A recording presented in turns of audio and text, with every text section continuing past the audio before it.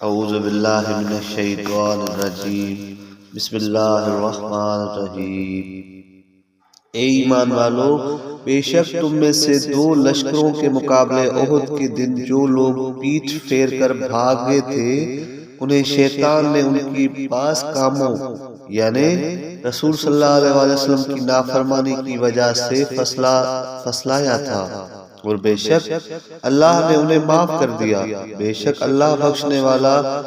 بردبار یعنی گناہوں کی سزا دینے میں دیر کرنے والا ہے۔ اے ایمان والو، ان منافقوں کی طرح مت بنو جو کافر ہوئے اور جب انہوں نے زمین میں سفر کیا یا جنگ میں مر گئے یا غازی ہو کر لوٹے تو اپنے نسبی بھائیوں کے بارے میں کہنے لگے کہ اگر ہمارے پاس ہوتے تو نہ مرتے اور نہ قتل ہوتے، تاکہ اللہ تعالیٰ اس بات کو منافقین کے دلوں کے لیے باعث غم و حسرت بنائے۔ اور اللہ تعالیٰ ہی زندہ کرتا ہے اور مارتا ہے، اور جو کچھ تم کرتے ہو اللہ اسے دیکھنے والا ہے۔ اور اگر تم اللہ کی راہ میں قتل کیے گئے یا مارے گئے تو البتہ اللہ کی بخشش اور رحمت ان چیزوں سے بہتر ہے جن کو یہ جمع کرتے ہیں۔ اور اگر تم مر گئے یا قتل کیے گئے تو اللہ کی طرف ہی تمہیں جمع کیا جائے گا۔ بس اے محمد صلی اللہ علیہ وآلہ وسلم، اللہ کی رحمت کی بنا پر آپ ان کے لیے نرم دل بہترین اخلاق والے ہیں، اور اگر سخت گفتار اور سخت دل ہوتے تو جو لوگ آپ کے ارد گرد جمع ہیں البتہ وہ ادھر ادھر منتشر ہو جاتے، پھر انہیں معاف کرے اور ان کے لیے بخشش کی دعا مانگے اور کاموں میں ان سے مشورہ کیا کرے۔ پھر جب کسی کام کا پختہ ارادہ کر لو تو اللہ پر بھروسہ کرو، بے شک اللہ بھروسہ کرنے والوں کو پسند فرماتا ہے۔ اگر اللہ تمہاری مدد فرمائے گا تو پھر تم پر کوئی غالب نہیں آئے گا، اور اگر وہی تمہیں مدد نہ دے تو پھر اس کے بعد کون ہے جو تمہاری مدد کرے؟ اور اہل ایمان کو اللہ تعالیٰ پر ہی بھروسہ کرنا چاہیے، اور کسی نبی کی یہ شان نہیں ہے کہ خیانت کرے، اور جو شخص خیانت کرے گا وہ قیامت کے دن خیانت کی وہ چیز ساتھ لائے گا، پھر ہر نفس کو اس کی کمائی کا پورا پورا بدلہ دیا جائے گا اور ان پر ظلم نہیں کیا جائے گا۔ کیا پھر جس شخص نے اللہ کی اس کی رضامندی کے کاموں میں اطاعت کی وہ اس شخص کی طرح ہو سکتا ہے جو اللہ کی ناراضگی کی طرف پلٹ کر آئے، اور اس کی جگہ دوزخ ہے اور یہ لوٹنے کی بدترین جگہ ہے۔ اللہ کے پاس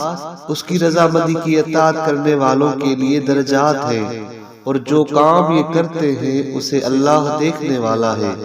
بے شک اللہ نے اہل ایمان پر احسان فرمایا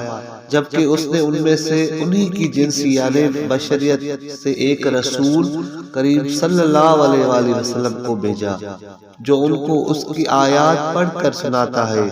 اور انہیں پاک کرتا ہے اور انہیں کتاب اور حکمت سکھاتا ہے، اور اگرچہ وہ اس سے پہلے صریح گمراہی میں تھے۔ کیا پھر جب احد کی جنگ میں تمہیں مصیبت پہنچی، بے شک اس سے دگنی مصیبت تم بدر کی جنگ میں کافروں کو پہنچا چکے تھے، تو تم نے کہنا شروع کیا کہ یہ مصیبت کہاں سے آئی؟ فرما دیجئے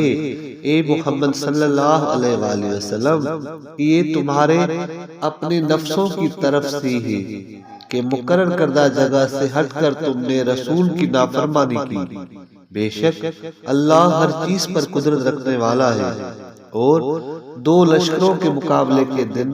یعنی احد کی جنگ میں جو مصیبت تمہیں پہنچی وہ اللہ کے حکم سے تھی، اور تاکہ اہل ایمان کو جدا کرے صبر اور ثابت قدمی کے ذریعے، تاکہ منافقین کو بھی جدا کرے۔ اور مومنوں نے منافقین سے کہا کہ آؤ اللہ کی راہ میں لڑو یا تعداد کی کثرت سے کافروں سے مقابلہ کرو، تو انہوں نے کہا کہ اگر ہم جنگ کرنا جانتے تو البتہ ضرور تمہاری اطاعت کرتے۔ اس دن وہ ایمان کے مقابلے میں کفر کے زیادہ قریب تھے۔ اپنے منہ سے وہ بات کہتے ہیں جو ان کے دلوں میں نہیں ہے، اور وہ جو کچھ چھپاتے ہیں اللہ اسے اچھی طرح جاننے والا ہے۔ وہ لوگ جنہوں نے اپنے منافق بھائیوں سے کہا اور خود بھی جہاد کرنے سے بیٹھے رہے کہ اگر مومن ہماری اطاعت کرتے تو یوں قتل نہ کیے جاتے، فرما دیجئے کہ اچھا تو خود کو موت سے بچاؤ اگر تم سچے ہو، اور جو لوگ اللہ کی راہ میں قتل کیے جائیں گے ان کو ہرگز مردہ گمان نہ کرو، بلکہ وہ اپنے رب کے پاس زندہ ہے، انہیں جنت کی نعمتوں میں سے روزی دی جاتی ہے۔ صدق اللہ العلی العظیم۔